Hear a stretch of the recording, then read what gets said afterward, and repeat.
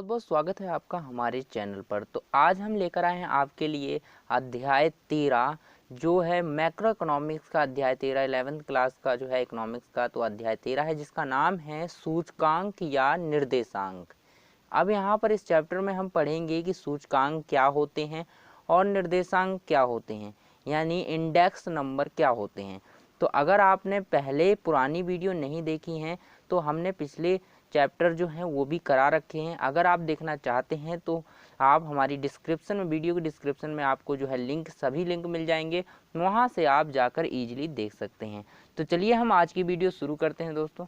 तो यहाँ पर सबसे पहले हमें जो शुरू करना है, हमें समझना होगा सबसे पहले सूचकांक क्या होता है। देखिए यहाँ शब्द से ही स्पष्ट हो जाता है कि सूचकांक क्या होता है। सूचकांक का मतलब क्या होता है, देखिए यहाँ पर मैं परिभाषा लिख देता हूँ। सूचकांक का मतलब क्या होता है? सूचकांक होता है सूचकांक संबंधित चरों के एक समूह के मूल्य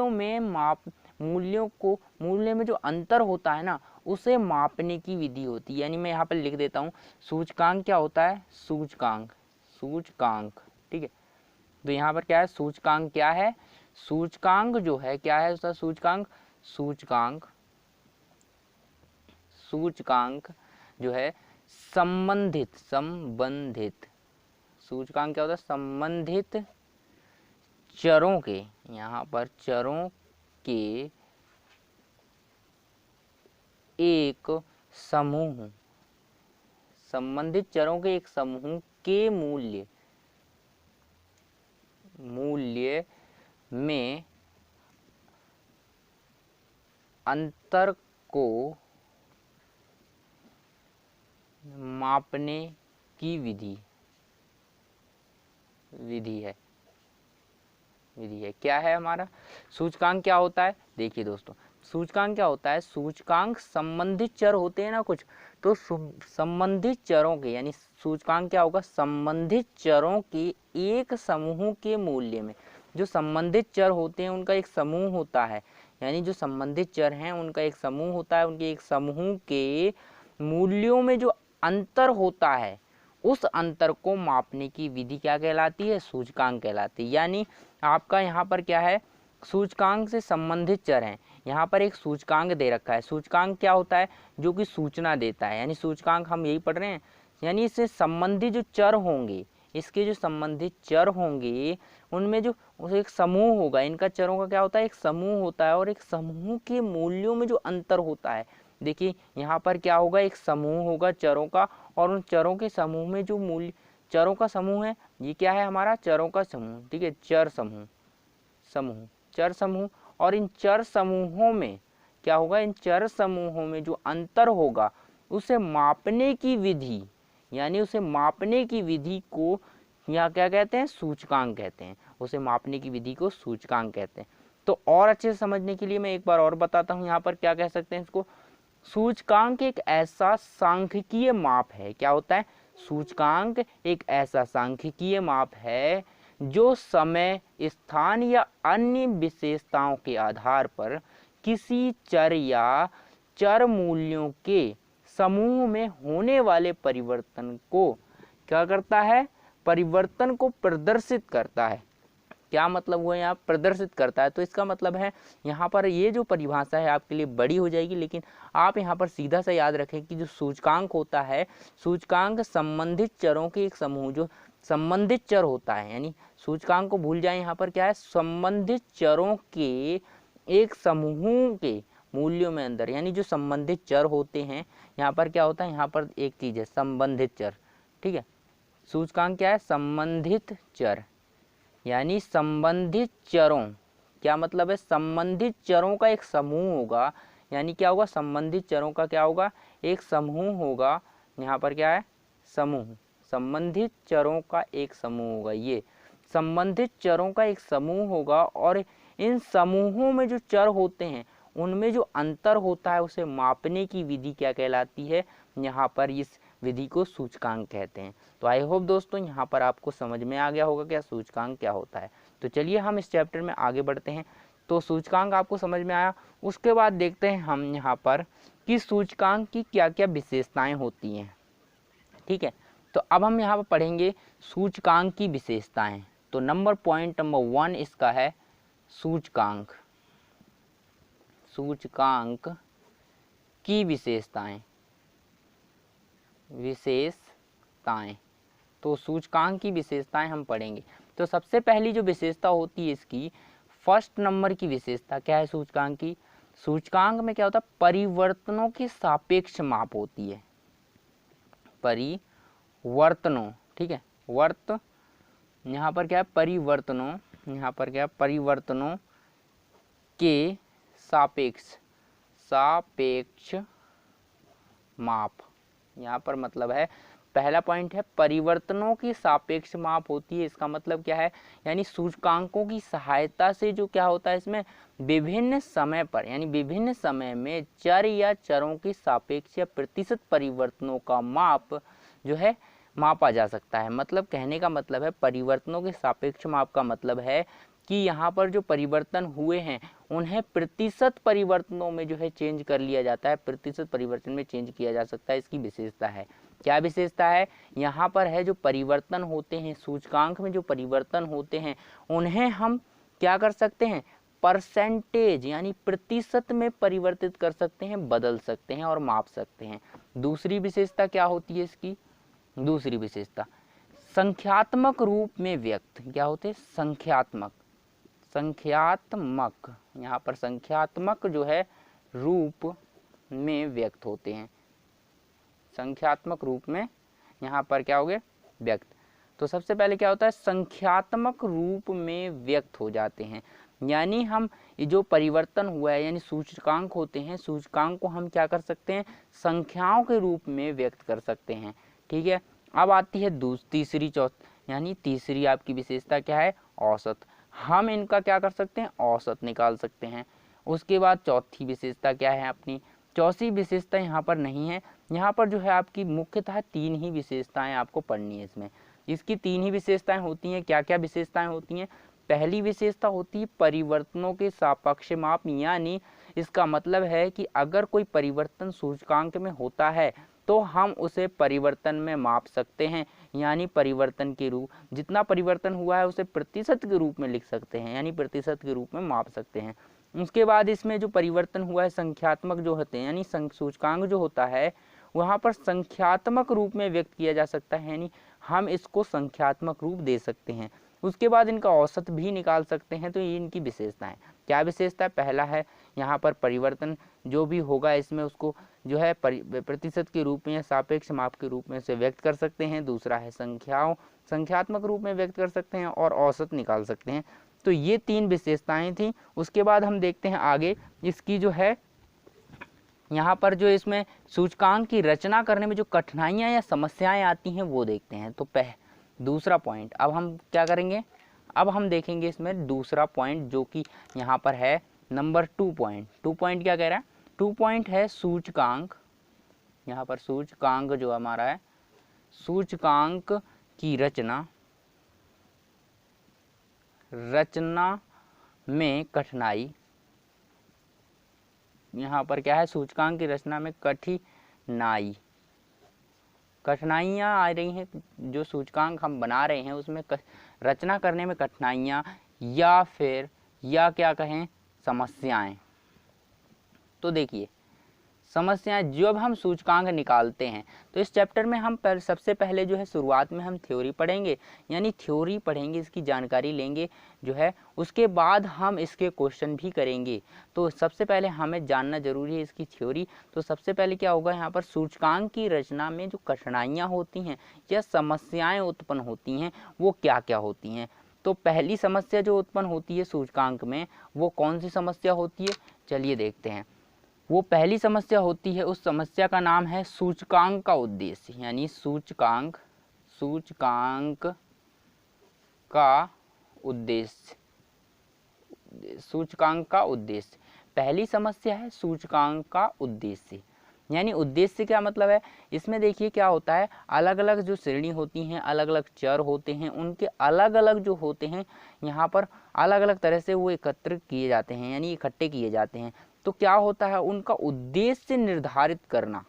उद्देश्य निर्धारित करना कठिन हो जाता है। सूचकांक के लिए क्या होता है, उनका उद्देश्य निर्धारित करना कठिन होता है। तो ये क्या है, एक समस्या है कि रचना करने में समस्या का जो है कारण बनता है उद्देश्य। उसके बाद देखिए अब यहाँ पर दूसरी चीज क्या आती है, दूसरी चीज है आधार वर्ष का चुनाव। आधार वर्ष का चुनाव, आधार वर्ष का चुनाव, यानी सूचकांक निकालने के लिए एक आधार वर्ष की आवश्यकता पड़ती है और उस आधार वर्ष की जो है आधार वर्ष के माध्यम से ही हम सूचकांक की गणना करते हैं। आगे हम आने वाली वीडियो में इसको देखेंगे और बहुत अच्छे से समझेंगे कैसे इसकी गणना की जाती है, किस प्रकार से आधार वर्ष का चुनाव किया जाता है। लेकिन यहाँ पर क्या समस्या है कि जो सूचकांक होता है वो जो सूचकांक की गणना करने के लिए क्या करना पड़ता है, एक आधार वर्ष का चुनाव करना पड़ता है, यानी एक आधार वर्ष की आवश्यकता होती है। लेकिन आधार वर्ष का चुनाव करना कठिन हो जाता है।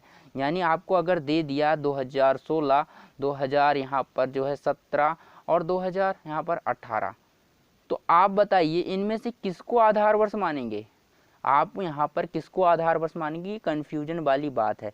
तो यहाँ पर क्या है, एक चीज को आधार वर्ष यानी एक वर्ष का चुनाव करना पड़ता है, तो उसमें क्या होता है, कठिनाई होती है। आधार वर्ष का चुनाव करने में क्या होती है, कठिनाई होती है। ठीक है, तो आधार वर्ष का चुनाव करने में क्या होगी, कठिनाई होगी। तो क्योंकि आधार वर्ष के माध्यम से ही हम क्या करते हैं, सूचकांक निकालते हैं। उसके बाद देखिए वस्तु तथा सेवाओं का चुनाव, तीसरा पॉइंट है वस्तु तथा सेवाओं का चुनाव। देखिए यहाँ पर वस्तु तथा सेवाओं का चुनाव, यहाँ पर जो वस्तु और सेवाएं सम्मिलित होती हैं उनका चुनाव करना कठिन होता है। उसके बाद नंबर 4 देखते हैं। नंबर 4 क्या है, वस्तु तथा सेवाओं की कीमतों का चुनाव। अब देखिए वस्तु, ये बिल्कुल वस्तु सेम, यानी वस्तु तथा सेवाओं, वस्तु तथा सेवाओं की यानी सेवाओं की कीमतों का चुनाव, की कीमतों का चुनाव करना इसमें कठिन होता है। क्या मतलब है, इसका मतलब है कि यहाँ पर देखिए वस्तु और सेवाओं का चुनाव करना तो कठिन होता ही है, उसके साथ साथ क्या होता है, उसकी कीमत का चुनाव करना भी कठिन होता है। यहाँ पर क्या है, इसका चुनाव करने में जो है बहुत ही, इसमें क्या करना पड़ता है, यहाँ पर बहुत ही मेहनत करनी पड़ती है। उसके बाद हमें क्या करना है, अब देखते हैं अगला पॉइंट क्या है इसका, कीमतों का औसत निकालना। इसमें क्या होता है कि यहाँ पर हमें कीमतों का औसत निकालना पड़ता है, कीमतों का औसत निकालना, औसत जो है निकालना, ठीक है, कीमतों का औसत निकालना। यानी सूचकांक में हमें क्या करना पड़ता है, कीमतों का औसत निकालना पड़ता है। इसलिए क्या होता है, कीमतों का औसत निकालने में भी इसमें काफ़ी लंबी प्रक्रिया हो जाती है और इसमें कठिनाई हो जाती है। तो ये है इसकी क्या है, कठिनाई है। उसके बाद हम देखते हैं यहाँ पर क्या है, औसत निकालने की समस्या। तो औसत तो निकालना ही पड़ता है और इसमें क्या होता है, एक चीज़ औसत निकालने की समस्या होती है, यानी कीमतों का, लिख सकते हैं कीमतों का औसत जो है निकालने की समस्या। तो यहाँ पर क्या है, औसत और यहाँ पर कीमतों का औसत निकालने की समस्या होती है और औसत निकालना तो कठिन होता ही है। तो इसका मतलब क्या है, यहाँ पर जो ये चैप्टर है इसमें क्या क्या हमने पढ़ा कि जिसमें कठिनाई क्या क्या आ सकती है, सूचकांक का उद्देश्य निर्धारित करने की कठिनाई आ सकती है, आधार वर्ष का चुनाव करने की कठिनाई आ सकती है, उसके बाद वस्तु तथा सेवाओं का चुनाव करने की कठिनाई आ सकती है, उसके बाद देखिए वस्तु और सेवाओं की कीमतों का चुनाव करने की कठिनाई होती है, उसके बाद आती है कीमतों का औसत निकालना, उसमें कठिनाई होती है, और कीमतों का औसत निकालने की समस्या तो उत्पन्न होती है, जिसमें निकालने में कठिनाई होती है इसकी समस्या तो उत्पन्न साथ में हो ही जाती है। तो ये थे हमारे कुछ क्या है सूचकांक के जो है कठिनाई होती है, यानी किस प्रकार से जो है सूचकांक निकालने में कठिनाई होती है, इन सारे पॉइंटों को करना पड़ता है, इसलिए इसमें सूचकांक निकालने में कठिनाई होती है। तो चलिए आगे बढ़ते हैं वीडियो में और देखते हैं इसके अगले पॉइंट और आगे क्या है, अगला टॉपिक देखते हैं। अगला टॉपिक जो है आपके सामने आता है, यहाँ पर अगले टॉपिक को समझते हैं और देखते हैं। ठीक है, अगले टॉपिक में क्या है आपको पढ़ना है, जो है अगले टॉपिक में आपको देखना पड़ेगा यहाँ पर एक अगला पॉइंट, जिसमें आपको पढ़ना होगा कि सूचकांक के लाभ अथवा उपाय। अब देखिए हमने क्या क्या पढ़ लिया, हमने पढ़ा सूचकांक को बनाने में क्या क्या कठिनाई आती है। तो अब हम इसका तीसरा पॉइंट, इसका सॉल्यूशन पढ़ेंगे। यानी क्या मतलब है सूचकांक, जो हमारा सूचकांक है, ये क्या पढ़ रहे हैं हम, सूचकांक के लाभ, लाभ तथा अथवा उपाय। क्या है, उपाय। अब देखिए एक सूचकांक है, हमने अभी क्या पढ़ा, सूचकांक को निकालने और सूचकांक की गणना करने में जो है क्या क्या कठिनाइयाँ आती हैं। अब देखते हैं सूचकांक के क्या क्या लाभ होते हैं और उसके उपाय क्या क्या हैं जो कि समस्याएं उत्पन्न होती हैं। ठीक है, तो चलिए देखते हैं। यहाँ पर सबसे पहले हम पढ़ते हैं, यहाँ पर पहला पॉइंट इसका आ ही जाता है यहाँ पर कि कीमत स्तर या मुद्रा के मूल्य में परिवर्तन का माप। ठीक है, कीमत स्तर, देखिए क्या है, कीमत, पहला पॉइंट है कीमत स्तर या मुद्रा के मूल्य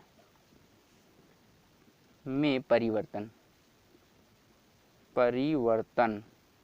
तो ये है क्या है, कीमत स्तर या मुद्रा के मूल्य में परिवर्तन। क्या मतलब है इसका, इसका मतलब है कि सूचकांक का सबसे महत्वपूर्ण लाभ होता है यह कि यहाँ पर जो है इनके द्वारा समय समय पर जो, इसमें क्या होता है, समय समय पर जो है इसके कीमत स्तर में होने वाली परिवर्तन जो है मुद्रा के मूल्य की जो है क्रय शक्ति में होने वाले परिवर्तन को मापा जा सकता है। यानी यहाँ पर क्या है, मुद्रा के मूल्य में जो परिवर्तन होता है और इसमें क्या होता है, इसमें मूल्य, मुद्रा के मूल्य में परिवर्तन होगा जो, और उसमें जो है, इसमें जो परिवर्तन होता है उसे मापा जा सकता है। इसकी क्या लाभ होता है, इसका लाभ है ये, लाभ क्या होता है, जो कीमत स्तर या मुद्रा के मूल्य में परिवर्तन होगा उसे आसानी से मापा जा सकता है, ये इसका लाभ है। उसके बाद देखते हैं दूसरा पॉइंट क्या है, जीवन स्तर। जीवन स्तर परिवर्तन का जो है, परिवर्तन का ज्ञान। तो इसमें क्या होता है, जीवन स्तर परिवर्तन का ज्ञान मिलता है। यानी जीवन स्तर में जो परिवर्तन होते हैं, जीवन स्तर में परिवर्तन होते हैं, उनका ज्ञान प्राप्त होता है। इसमें क्या होता है, सूचकांक में जीवन स्तर में जो परिवर्तन होता है उसका ज्ञान प्राप्त हो जाता है। उसके बाद नंबर 3, ये अजीब सा पॉइंट है लेकिन ये पॉइंट है, जीवन स्तर का जो है, यानी क्या होता है यहाँ पर देखिए, यहाँ अतः इसमें सूचकांक क्या करता है, वास्तविक आय में परिवर्तन के बारे में भी जानकारी देता है। यानी क्या करता है, जीवन स्तर परिवर्तन का ज्ञान होता है। यानी जीवन स्तर का परिवर्तन ज्ञान कैसे होता है कि ये सूचकांक होता है, क्या कर देगा, ये सूचकांक जो है लोगों की जो वास्तविक आय है, लोग काम कर रहे हैं तो उनकी वास्तविक आय क्या है, कितना कमाते हैं लोग, उसकी जानकारी सूचकांक के माध्यम से मिल जाती है, जिससे पता करते हैं कि आय के माध्यम से हम बता ही सकते हैं कि उसका जीवन स्तर कैसा होगा। आय अधिक होगी तो उसका जीवन स्तर अच्छा होगा, और आय कम होगी तो जीवन स्तर कम खराब होगा थोड़ा। तो इसीलिए ये सूचकांक क्या करता है, पता लगा लेता है कि किस प्रकार का जीवन स्तर है। तो इससे क्या होता है, हमारा जीवन स्तर का ज्ञान हो जाता है। उसके बाद यहाँ पर केवल तथा, यहाँ पर जो है वेतन तथा भत्ते में समन्वय। क्या होता है, यहाँ पर वेतन तथा भत्ते, जो भत्ता होता है यानी मिलता है कर्मचारियों को, वो वेतन मिलता है और भत्ते मिलते हैं, ते में जो है समन्वय हो जाता है, ठीक, समन्वय हो जाता है। तो ये चीज़ है, वेतन तथा भत्ते में समन्वय हो जाता है। उसके बाद नंबर 4 आ जाता है। नंबर 4 क्या है, व्यापारी वर्ग के लिए, व्यापारी वर्ग के लिए यहाँ पर जो है उपयोगी है। क्या है, उपयोगी। व्यापारी वर्ग के लिए उपयोगी क्यों है, क्योंकि व्यापारी को क्या है, अपना सामान बेचना होता है, और इसीलिए ये व्यापारी को क्या करता है, जानकारी उपलब्ध करा देता है। और जब जानकारी होती है व्यापारी की तो आसानी से अपना व्यापार कर सकता है। इसीलिए ये क्या है, एक महत्वपूर्ण कारक है, यानी महत्वपूर्ण इसका लाभ होता है। ठीक है, तो यहाँ पर अब देखते हैं हम उत्पादन के बारे में और क्या करता है। इसका 5वां पॉइंट क्या है, ये उत्पादन के बारे में जानकारी देता है। जो उत्पादन हुआ, उत्पादन के बारे में जानकारी, ठीक है, उत्पादन के बारे में, जो उत्पादन हो रहा है उसके बारे में भी क्या करता है, ये जानकारी देता है। तो ये उत्पादन के बारे में जानकारी देता है।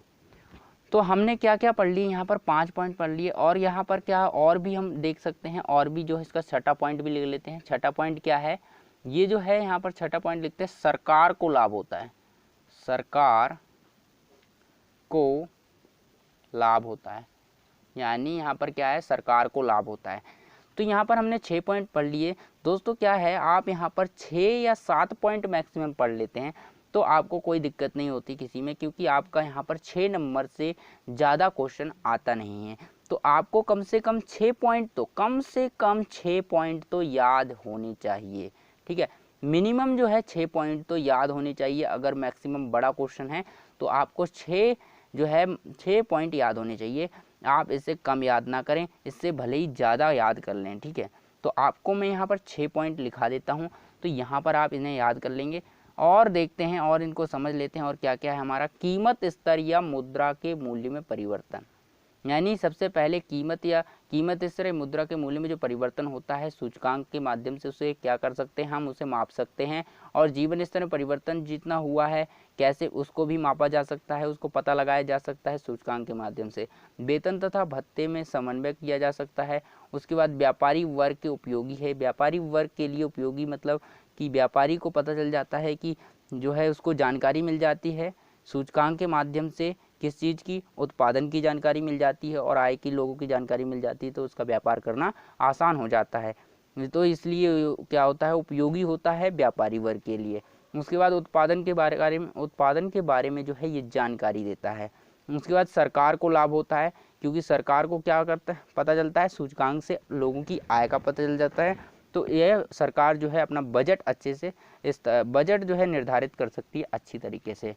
तो ये थे हमारे कुछ क्या थे, सूचकांक के लाभ अथवा उपाय। यहाँ पर क्या थे, सूचकांक के लाभ और उपाय थे सम्मिलित। उसके बाद हम देखते हैं सूचकांक की सीमाएं क्या क्या होती हैं, यानी अब हम पढ़ते हैं सूचकांक की सीमाएं क्या क्या होती हैं। क्या है, 4 नंबर में क्या है, सूचकांक की सीमाएं देख लेते हैं। सूचकांक की सीमाएं, यानी एक सूचकांक है उसमें क्या क्या सीमाएं होती हैं, क्या क्या। सीमा का मतलब होता है कमियां, ठीक है, सीमा का मतलब होता है कमियां, ठीक है। अब तो देखते हैं सीमा क्या क्या होती है। यहाँ पर जो पहली सीमा है वो है पूर्ण सत्य नहीं होता। यहाँ पर जो ये क्या है, पूर्ण सत्य नहीं होता, यानी जो ये सूचकांक होता है, जो सूचकांक से जो निष्कर्ष निकलता है वो पूर्ण रूप से सत्य नहीं होता, यानी हो सकता है वो गलत भी हो। तो हम ये नहीं कह सकते कि जो सूचकांक से रिजल्ट निकला है, जो हमें परिणाम मिला है वो पूर्ण रूप से सत्य होगा, ऐसा नहीं है, ठीक है। तो ये पूर्ण रूप से सत्य नहीं होता है। तो ये इसकी क्या है, एक सीमा है, एक कमी है। उसके बाद हम देखते हैं दूसरा क्या है, दूसरा है अंतर्राष्ट्रीय तुलना जो होती है, अंतर्राष्ट्रीय तुलना संभव नहीं है, ठीक है। अंतर्राष्ट्रीय यानी अंतर्राष्ट्रीय जो है, अंतर्राष्ट्रीय तुलना संभव नहीं है। इसमें क्या होता है, अंतर्राष्ट्रीय तुलना नहीं कर सकते, क्योंकि क्या होता है इसमें अंतर्राष्ट्रीय तुलना करेंगे तो इसमें गड़बड़ हो जाएगी, क्योंकि ये तो पूर्ण रूप से सत्य ही नहीं होता। यानी अगर ये पूर्ण रूप से सत्य नहीं है तो अंतर्राष्ट्रीय तुलना इसके माध्यम से नहीं की जा सकती, उसके लिए यह उपयोगी नहीं है, ये एक इसकी सीमा है, ठीक है। तो आपको पता चल गया सीमा क्या होती है इसकी, ये अंतर्राष्ट्रीय उसके लिए उपयोगी नहीं होता है, ठीक है। अगला देखते हैं, आगे देखते हैं आगे क्या क्या है। अंतर्राष्ट्रीय तुलना के लिए जहाँ जो है तुलना के लिए उपयोगी नहीं होता। तीसरा पॉइंट हमारा है, तीसरा पॉइंट क्या है, तीसरा पॉइंट है समय का अंतर होता है। देखिए ये क्या मतलब है, समय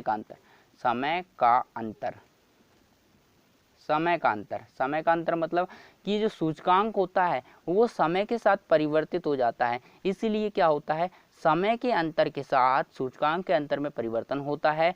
इससे क्या होगा, ये स्थिर नहीं होता और इसमें जो है जो परिणाम होते हैं वो परिणाम में बदलाव होता है और ये बिल्कुल पूर्ण रूप से सत्य नहीं रह जाता है, और इसमें बदलाव होने के कारण इसमें जो है स्थिरता नहीं होती है, तो समय का अंतराल होता है, यानी समय का अंतर इसे क्या करता है, प्रभावित करता है।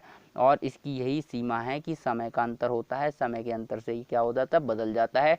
इसीलिए क्या होता है इसमें कि सूचकांक की ये सीमा है, ठीक है, समय का अंतर होता है इसमें। और क्या होता है, भार देने का दोष, मतलब नंबर, अब यहाँ पर देखिए 4 नंबर है, नंबर 4 क्या है हमारा, 4 नंबर है यहाँ पर भार देने का, जो भार जो है देने का दोष, भार देने का दोष, ये क्या मतलब हुआ, भार देने का दोष का मतलब है अधिकतर जो सूचकांक होते हैं ना, भार देने का कोई वैज्ञानिक उपाय नहीं होता, यानी जिसमें सूचकांक सही परिणाम प्रस्तुत नहीं करते। मतलब इसका मतलब क्या है कि अगर आप यहाँ भार देने का कोई वैज्ञानिक उपाय नहीं है, मतलब इस तरह से इसको बिल्कुल एकदम सही ठहरा नहीं सकते हम, ठीक है। भार देने का वो दोष होता है, यानी भार इसको नहीं दे सकते, बिल्कुल तरह से सही नहीं ठहरा सकते, इसका मतलब है, ठीक है। आगे देखते हैं और इसके और पॉइंट क्या क्या हैं,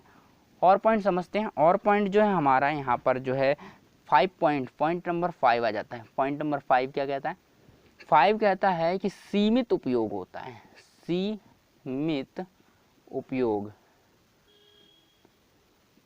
सीमित उपयोग होता है, यानी जो इसका उपयोग होता है वो सीमित होता है, ज़्यादा उपयोग नहीं हो पाता। उसके बाद देखते हैं यहाँ पर क्या क्या हमने देख लिया, हमारे पास हमने 5 पॉइंट इसके डिस्कस किए हैं, क्या क्या देखिए उनको एक बार रिवाइज कर लेते हैं।